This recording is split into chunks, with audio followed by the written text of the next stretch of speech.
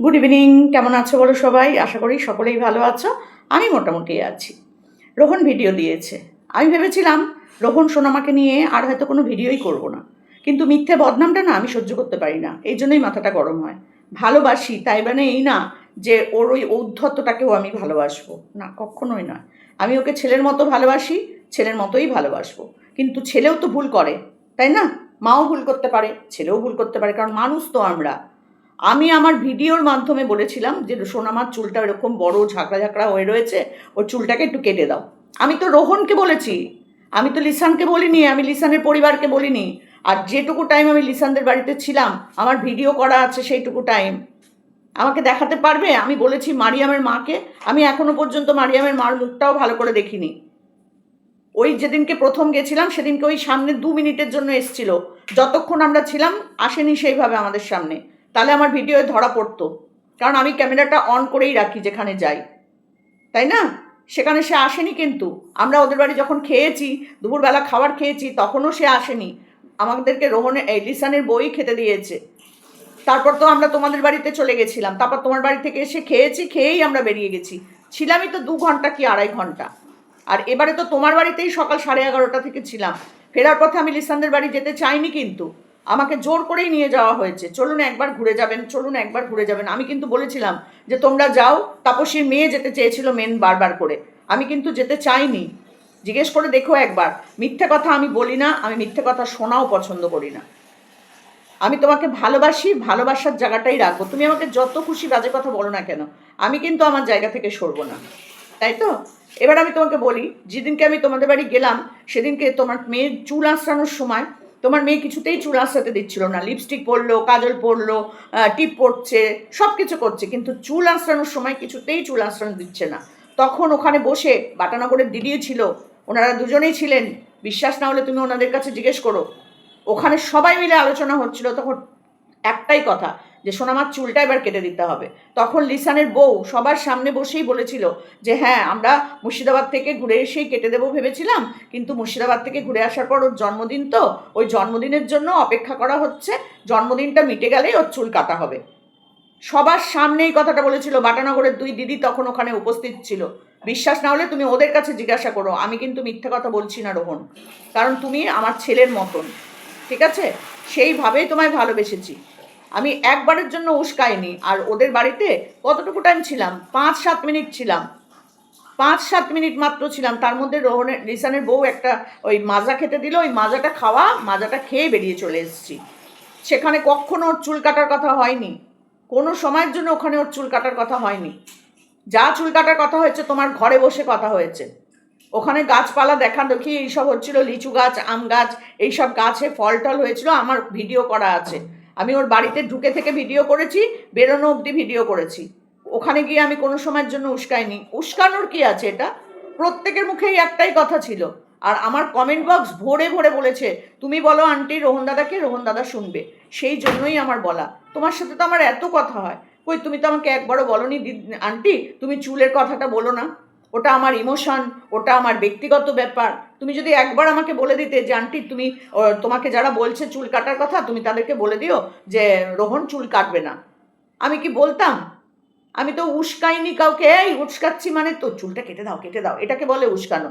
মারিয়ামের চুল কেটে দিয়েছে বলে সোনামার চুল কাটতে হবে, এরকম কথা আমি বলবো? তুমি ভাবলে কি করে?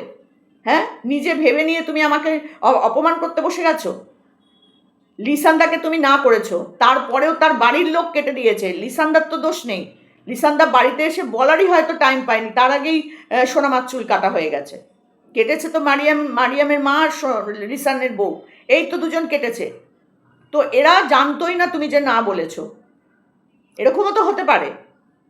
তো সেখানে তোমার ইমোশন আমরা বুঝতে পারছি যে সোনামা তোমার কন্টেন্ট। তুমি নিজের মুখে বলছো যে সোনামা আমার কন্টেন্ট। বাইরের দেশের লোকেরা সবাই হা হুতাশ করছে, কাঁদছে, তার চুলটা কেন চলে গেল। তারা কোনোদিন দেখেনি চুল কাটা মানুষ? তারা কোনোদিন দেখেনি চুল কাটা কোনো বাচ্চা? যারা হা হুতাশ করছে তারা জানে না বাচ্চাদের চুল কেটে দিতে হয়? যে দিদি কাঁদছিলেন তার বাড়িতে বাচ্চাকে দেখো, সেও নেড়া করেছে, সেও তার বাড়ির বাচ্চাকে নেড়া করেছে। অথচ তোমার বাচ্চার জন্য তার দরদ উতলে উঠছে। তোমার বাচ্চাকে আমরা ভালোবাসি না? হ্যাঁ, অত এত এত গিফট দিতে পারিনি, হয়তো এরকম বস্তা বস্তা গিফট আমরা দিইনি, কিন্তু তাই বলে ভালোবাসিনি আমরা?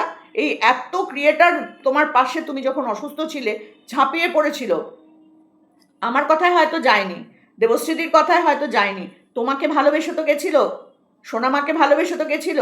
সেই মানুষগুলো যারা তোমাকে টাকা দিয়ে সাহায্য করেছিল, সেই মানুষগুলোই এসে কমেন্ট বক্সে কমেন্ট করছে।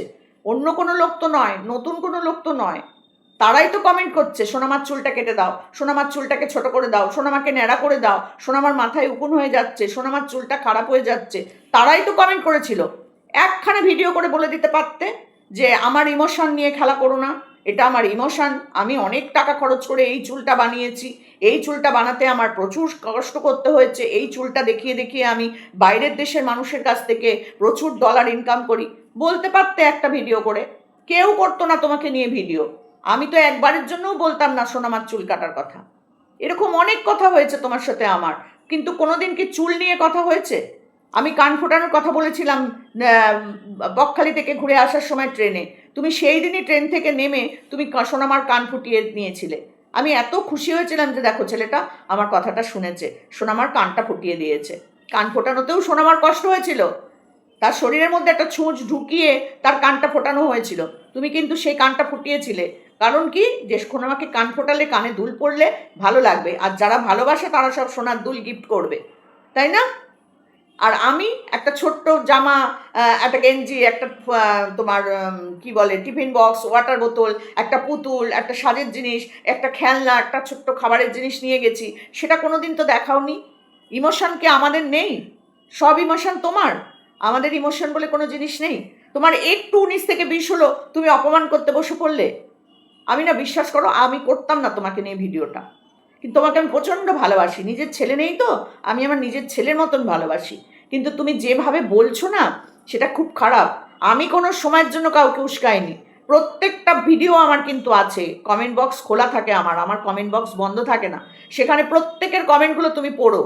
সেখানে প্রত্যেকে আমাকে লিখেছে, আন্টি তুমি বললে রোহন দাদা শুনবে, তুমি বলেছো বলে চুল কেটে দিয়েছে, তুমি বলেছো বলে ছাদে রেলিং দিয়েছে, তুমি বলেছো বলে সোনামাকে পাতলা পাতলা জামা পরায়, তোমার কথা শুনবে। তুমি একবার বলো আন্টি চুলটা কেটে দিতে, একবার বলো ওকে ন্যাড়া করে দিতে, একবার বলো ওর মাথার মধ্যে উকুন হয়ে যাচ্ছে, মাথায় ঘা হয়ে যাবে, ওরকম বড় বড় চুল, এইটুকু বাচ্চার চুল কাটতে হয়। আমাকে বার বার বার বার বলেছে, তাই আমি তোমাকে বলেছি। না, সত্যি করে আমিও তোমাকে 1 টাকা দিয়ে সাহায্য করিনি, 1 টাকা দিয়ে আমিও হয়তো সাহায্য করিনি তোমার, হয়তো না, আমি করিনি, আমি তো বলেইছিলাম প্রথম দিন থেকে। তুমিও আমায় বলেছিলে না না আন্টি তোমাকে কিছু করতে হবে না, তোমাকে সাহায্য করতে হবে না। আমার ক্ষমতাও নেই রোহন যে আমি অনেক টাকা দিয়ে তোমায় সাহায্য করব। আমার সাহায্যর ক্ষমতাটা খুব কম, আমি মানুষকে টাকা দিয়ে সাহায্য করতে পারি না। আমি আমার নিজের মন থেকে উদার করে আমি মানুষকে ভালোবাসি, কিন্তু অপমান শুনতে নয়। খুব খারাপ লাগলো, তুমি বলছো আমি গিয়ে উস্কেছি ওদের বাড়িতে। মারিয়ামের মার সাথে আমার কথা হয়েছে, মারিয়ামের মাকে আমার সামনে বলতে বলো তো।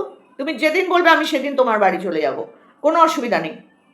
ওখানে গিয়ে তোমার মেয়ে সম্পর্কে কোনো কথা হয়নি, কোনো কথা হয়নি, কারণ তোমার মেয়ে সাইকেল নিয়ে বাইরে ছিল, আর আমাদেরকে 1 গ্লাস করে মাজা খেতে দিয়েছিল, ওই মাজাটুকুই খেতে যেটুকু টাইম বসা, সেটুকুনিও আমার ভিডিওতে আছে।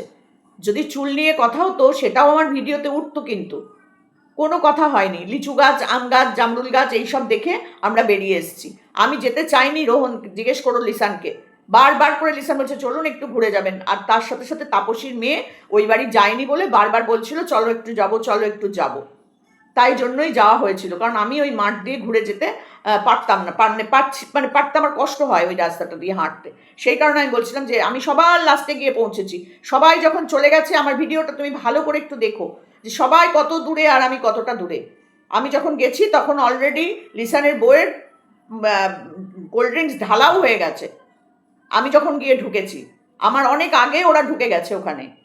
সব কিছু তুমি দেখে তারপর তুমি সোমান্টিকে নিয়ে বলতে বসো। সোমান্টি কখনো কারোর ক্ষতি করেনি, সোমান্টি কারোর ইমোশন নিয়ে খেলা করে না, করতে পারে না। তুমি যদি একবার বলতে, আমি যখন বারবার বলছি ভিডিওতে ওর চুলটা কেটে দাও, চুলটা কেটে দাও, তুমি তো আমার ভিডিও দেখতে, সব ভিডিও দেখো, তো তুমি একটা ছোট্ট ভিডিও করতে, একটা শর্টস করতে ছোট করে, যে তোমরা কেউ আমার মেয়ের চুল কাটার কথাটা বলো না, তাহলে আমার চুলটা আমার খুব প্রিয়, আমার মেয়ের চুলটা আমার খুব প্রিয়, অনেক টাকা পয়সা ওর জন্য খরচ করেছি, সবাই খুব ভালোবাসে, দেশ বিদেশের লোকজন, তোমরা প্লিজ চুলের কথা বলো না। আমরা কেউ বলতাম রোহন? কেউ বলতাম না। একটুখানি বোঝার চেষ্টা করো, তোমার বয়সটা তো কম, আমরা জানি তুমি রাগের মাথায় বলছো তোমার কষ্ট হচ্ছে, তোমার ওকে দেখতে খারাপ লাগছে, কিন্তু চুল একটা সময় বড় হয়ে যাবে। হয়তো 2 মাস বাদে তুমি চিমটি দিয়ে ধরবে, কিন্তু 6 মাস বাদে 1 বছরের মাথায় সোনামার আবার ওই রকম কার্লি চুল হয়ে যাবে। কিন্তু আজকে যে অপমানগুলো করছো, যে কথাগুলো বলছো, জানি তুমি দুঃখ কষ্ট রাগ থেকে বলছো, তোমার কষ্ট হচ্ছে, কিন্তু বিশ্বাস করো আমারও খুব কষ্ট হচ্ছে, আমারও ভীষণ কষ্ট হচ্ছে। আমি জানতাম না যে ওরা চুলটা সেদিনকে কাটছে। আমি কখনো ওদের বাড়িতে গিয়ে বলে আসিনি, কারণ আমার এরকম স্বভাব নাই। আমি যা বলবো সবার সামনেই বলবো। সেদিনকে তোমাদের ওই ঘরে বসে বসে এই কথাটা হয়েছে, সেদিনকে ওই ঘরে বসে বসে এই কথাটা হয়েছে। সেটা সাক্ষী তাপসীও রয়েছে, তাপসীর মেয়ে রয়েছে, বাটানগরের 2 দিদি রয়েছে, এবং লিসানের বউ রয়েছে। তার সাথে সাথে তোমার বোধহয় কোনো মাসিও ছিল সেই সময়, মনে হয় কোনো মাসিও ছিল। তাদের সামনে কিন্তু এই কথাটা হয়েছে। আমি কিন্তু কখনো কাউকে বলিনি যে চুলটা ওর কেটে দাও, মারিয়ামের চুল কাটা হয়েছে বলে ওর চুল কেটে দাও, এই কথা আমি কোনোদিন বলতে পারি না, কখনো না। তবে হ্যাঁ, মারিয়ামের চুল 2বার 3বার কাটা হয়েছে, চুলটা ভালো হবে, গ্রোথ হবে। যত বাচ্চাদের চুল কাটা যায় তত চুল গ্রোথ হয়, বাচ্চাদেরই চুল কাটা হয়। বড়রা কি চুল কাটে? আমরা কি চুল কাটছি? না তো। আমাদের মাথাতেও তো এত বড় বড় চুল। তুমি যে বলছো কন্ট্রোভার্সি ক্রিয়েটাররা তোমরাও চুল কেটে ফেলো, তোমরাও চুল কেটে ফেলো, এটা কি সম্ভব? সম্ভব হলে আমরাও চুল কেটে ফেলতাম সবাই, কিন্তু এটা সম্ভব নয়। ছোটবেলায় বাচ্চাদের চুল কাটা হয়। আমি জানি না তোমাদের কাস্টে হয়তো সেটা নেই। আমাদের এখানে ইন্ডিয়ার মানে ইন্ডিয়া বলছে, আমাদের মানে বেঙ্গলিদের মানে হিন্দুদের আছে পেটের চুল রাখতে নেই। বাচ্চা যখন পেট থেকে বেরোয় একটা চুল নিয়ে জন্মায়, সেই চুলটা কেটে ফেলতে হয়। 18 বছর বা 2 বছর যখন বয়স হয়, 1.5 বছর 2 বছর যখন বয়স হয়, তখন সেই চুলটাকে কেটে ফেলতে হয়। এটা আমাদের মধ্যে নিয়ম আছে, হয়তো তোমাদের কাস্টে নিয়ম নেই, নাও থাকতে পারে, কিন্তু সেটার উপর নির্ভর করে আমরা বলেছি যে চুলটা কেটে দাও, আরও ভালো হবে। সোনামার চুলটা চুলকাতো যখন এরকম এরকম করে চুলকাতো, তখন আমাদের কষ্ট লাগতো। সোনামা কাঁদলে আমাদের কষ্ট লাগে, সোনামার কোনো পা কেটে গেলে আমাদের কষ্ট লাগে, সোনামার যদি একটুখানি কিছু হয় আমাদের প্রতিটা ভিউয়ার্সের কষ্ট হয়। ঠিক আছে? শুধু বাটানগরের দিদি বা তোমার বনগাঁর দিদি বা রানাঘাটের দিদি বা তোমার দুর্গাপুরের দিদি এদেরই কষ্ট হয় তা নয়। তোমার দেশ বিদেশের লন্ডন আমেরিকার দিদিদের দাদাদের কষ্ট হয় তা নয়। আমাদের মতন ক্ষুদ্র ক্ষুদ্র মানুষদেরও কষ্ট হয়। বুঝেছো?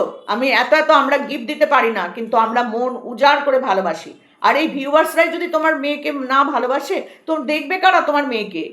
দেখবে কারা? তুমি তো তোমার মেয়েকে কন্টেন্ট হিসেবে ব্যবহার করছো। আজকে সেই কন্টেন্টটাকে দেখতে বাজে লাগছে। কেন বাজে লাগছে? কই আমাদের তো একটুও বাজে লাগছে না। আমাদের তো সুন্দর লাগছে সোনামাকে। আমরা সোনামাকে তো ভালোবাসি। আমাদের বাড়ির বাচ্চাদের আমরা চুল কাটি না, তাই বলে কি আর তখন ওকে দেখতে বাজে লেগে যায় বলে আমরা কি আর তাকে কোলে টোলে নিই না? না, আর কেউ তাকে আদর টাদর যত্ন করে না? সবাই করে। আসলে আমরা আমাদের বাচ্চাদের তো কন্টেন্ট হিসাবে ব্যবহার করি না। আমরা একটুখানি তোমাদেরকে একটুখানি হয়তো 2-1 মিনিটের জন্য দেখাই, কিন্তু সোনামা হচ্ছে রোহনের কন্টেন্ট। সেই কন্টেন্টটা দেখতে খারাপ হয়ে গেছে বলে রোহনের এত কষ্ট হচ্ছে, যেটা রোহন আজকে বলল। কিন্তু সেটা তোমার ইমোশন, তোমার কষ্টটা আমরা বুঝতে পারছি। সোনামার চুলটা না দেখে লোকে বিদেশের লোকেরা ভাবছে এ বাবা এ কেসা হো গিয়া, এ হোয়াট ইজ দিস, এরকম করছে হয়তো ইংরেজরা। কিন্তু বিশ্বাস করো, আমরা যারা খুব ছোট্ট ক্ষুদ্র মানুষ, ক্ষুদ্র ভিউয়ার্স, আমরা প্রত্যেকে ভেতর থেকে অন্তর থেকে ভালোবাসি বাচ্চাটাকে। আর সোমা আন্টি কখনো কাউকে উস্কায়নি। সোমা আন্টিকে প্রত্যেক দিন বলা হয়েছে, আন্টি তুমি বলো রোহনকে, তোমার কথা শুনবে। আন্টি রোহন আমাদের কারোর কথা শোনে না, তোমার কথা শুনবে, তুমি বলো। আমার কমেন্ট বক্সটা তুমি ভালো করে চেক করবে, করে তারপরে তুমি বলো, আমি শুনবো যে না সোমা আন্টি বলেছে বলেই রোহন দাগ কেটেছে। আমার রোহনের সাথে কথা হয়েছে চুল, এই রোহন বলছি, লিসানের সাথে কথা হয়েছে চুল কাটা নিয়ে? না, হয়নি। লিসান তো ওই ঘরে ব্যস্ত ছিল। কখন বললাম আমি ওর সাথে কথা? আর যখন ওখানে গেছে তখন তো তোমার বনগাঁর দিদি, ওই বাটানগরের দিদিও ছিল। জিজ্ঞেস করো তো যে ওখানে গিয়ে এইসব কথা হয়েছে নাকি। যদি উনি সত্যি কথা বলেন তাহলে সত্যিটাই বলবেন, মিথ্যে নিশ্চয়ই বলবেন না, আমি আশা করি। উনি নিজেও বলেছেন চুল কাটার কথা, কারণ আমরা ওখানে এই কজন উপস্থিত ছিলাম, সেই কজন মিলেই কথা হয়েছে। আর আমি কিন্তু ক্যামেরা করতে ব্যস্ত ছিলাম, আমি চুল বাঁধার সময় ছিলাম না। যখন ও বাঁধছিল না, কান্নাকাটি করছিল, ওকে নিয়ে আমি ওই বেলুনের ঘরে চলে গেছিলাম। ওইখানে গিয়ে তোমার মাসি ওইভাবে ধরে গাডারটা বেঁধে দিয়েছিল। তাহলে আমি বললামটা কখন? আমি বললামটা কখন? আর লিসানের বউ যখন ওকে প্রথম চুলটা বাঁধা হচ্ছিল, তখনই লিসানের বউ বলেছে যে মুর্শিদাবাদ থেকে আসার পর নাকি তোমাদের কথা হয়েছে যে ওর চুল কাটা হবে। আমরা তো জানতাম না। আর না আমি মুর্শিদাবাদ তোমাদের সাথে গেছিলাম, কোনোটাই আমি করিনি। তাহলে তুমি কি করে বলছো বলো সোমা আন্টি উস্কেছে?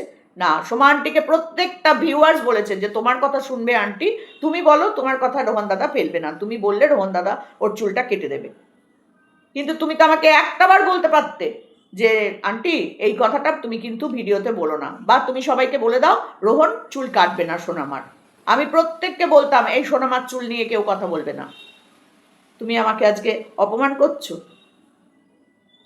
কিছু বলার নেই রোহন, কিছু বলার নেই। কন্টেন্ট তো, কন্টেন্টেরও একটা ক্ষতি হয়ে গেছে, তুমি সেটা নিয়ে বলছো তোমার কন্টেন্টের ক্ষতি হয়েছে, কিন্তু তোমার মেয়ের যে আরাম হয়েছে সেটা তুমি বুঝতে পারছো না। আসলে তুমি তো ওর নিজের জন্ম দেওয়া বাবা নয়, তাহলে বুঝতে পারতে যে আমার মেয়ের কন্টেন্ট করার আগে আমার মেয়ের কষ্টটা আমার কাছে সব থেকে আগে। ওই যে মাথার মধ্যে চুলকাতো, মাথাটা চিরুনি দিতে দিত না, সেটা ওর কাছে খুব কষ্টকর ছিল। এই গরমের মধ্যে আমাদেরও কষ্ট হয়, আমরা চুলগুলোকে এইখানে টেনে তুলে বেঁধে রাখি। যদি আমাদেরও সময় সুযোগ হতো আমরাও ন্যাড়া হয়ে যেতাম, কিন্তু আমরা সেটা পারি না। যদি ছোট থাকতাম আমি ক্লাস 5-6 অবধি আমার বাবা আমাদেরকে ন্যাড়া করে দিয়েছে। আমার কমেন্ট বক্সটা খুলে পড়ে দেখো তুমি, তাহলে তুমি বুঝতে পারবে। আমি কোনো রকমভাবে কাউকে উস্কাইনি, আমাকে বলা হয়েছিল, সবাই মিলে বলেছিল আন্টি তুমি বলো তুমি বলো তুমি বলো, তোমার কথাই একমাত্র রোহন দাদা শোনে। তাই আমি বলতাম যে রোহন তুমি ওর চুলটা কেটে দাও, রোহন তুমি ওর চুলটা কেটে দাও। একবার যদি তুমি আমায় বলে দিতে রোহন, আমি বলতামও না, প্লাস সবাইকে বারণ করতাম। একটু বোঝার চেষ্টা করো, সোমা আন্টি এতটা খারাপ নয়, কাউকে কোনোদিন আঘাত দিয়ে কথা বলে না সোমা আন্টি, কিন্তু সোমা আন্টিকে আঘাত দেওয়া খুব সহজ, খুব সহজ। যার যখনই একটুখানি 19 থেকে 20 হবে সোমা আন্টিকে হুড় করে বলে দিতে পারে। কিন্তু সোমা আন্টিও একটা মানুষ, সোমা আন্টিরও ইমোশন আছে, সোমা আন্টিরও কষ্ট আছে, সোমা আন্টিরও অপমান আছে, মান আছে, হুঁশ আছে, সব আছে, তাই না? একটু ভেবে দেখো। আর রোহন লিসানকে আর লিসানের পরিবারকে বলতে বলো যে সোমা আন্টি কখন ওর বাড়িতে গিয়ে বলে এসেছে ওর চুল কেটে দাও। মারিয়ামের চুল কাটা হয়েছে বলে রোহনকে ওদের মারিয়ামের মাকে গিয়ে বলবো যে লিসানের চুলকে সোনামার চুল কেটে দাও। এত ছোট সোমা আন্টি নয়। আর মারিয়ামের মার সাথে আমি এখনো পর্যন্ত কথাই বলিনি। ফার্স্ট যেদিন গেছিলাম সেদিনকে আসার সময় বলেছি আসছি, হ্যাঁ, তখন ওরা বলছে আবার আসবেন আন্টি। ব্যাস এইটুকু কথা হচ্ছে মারিয়ামের মার সাথে। মুখটাও আমি ভালো করে দেখিনি। ওখানে যদি 4-5টা বউ থাকে আমি মারিয়ামের মাকে খুঁজে পাবো না, কারণ তার সাথে আমার কোনো কথাই হয়নি। লিসানের বউকে একবারে চিনে যাব, কিন্তু মারিয়ামের মাকে আমি চিনতে পারবো না, কারণ মারিয়ামের মার সাথে বসে না কথা হয়েছে, না আমার ক্যামেরার মধ্যে আছে, না আমার সাথে বেশি কোনো কথা বলেছে, কখনোই বলেনি। তাহলে কখনো এটা ভাববে না মারিয়ামের চুল কাটা হয়েছে বলে আমি বলবো ওর চুলটা কেটে দিতে। না, আমার কোনো প্রয়োজন নেই, কোনো প্রয়োজন নেই রিসান, এই রোহন, কোনো দিন আমি এই কাজটা করিনি বলেই এই ভিডিওটা করলাম। যদি করতাম চুপ করে থাকতাম, করিনি, এবং প্রমাণ আছে। আমি যতক্ষণ ছিলাম আমি ভিডিও করেছি। আমি ফালতু কথা বলতে ভালোবাসি না। চলো, এটুকুনি বলার ছিল। তোমার রাগ কমে গেলে তুমি বুঝতে পারবে যে তোমার মেয়েটা কতটা আরাম পাচ্ছে, বুঝেছো? আমি জানি তোমার খুব কষ্ট হয়েছে, আর আমার জন্য যদি তুমি কষ্ট পেয়ে থাকো তাহলে আমি তোমাকে আবার বলছি যে সরি, আমি বারবার বলেছি তার জন্য আমি সরি। কিন্তু এটা নয়, এটা কোনো সময় নয় যে আমি কাউকে উস্কেছি বা লিসানদের বাড়ি গিয়ে আমি বলে এসেছি, না, কখনো নয়। যা কথা হচ্ছে তোমার বাড়িতে বসে হয়েছে, তোমার ঘরে বসে হয়েছে, আমার সাথে নয়, প্রত্যেকের সাথে। তো এইটুকু বলে দিলাম তোমাকে। টাটা।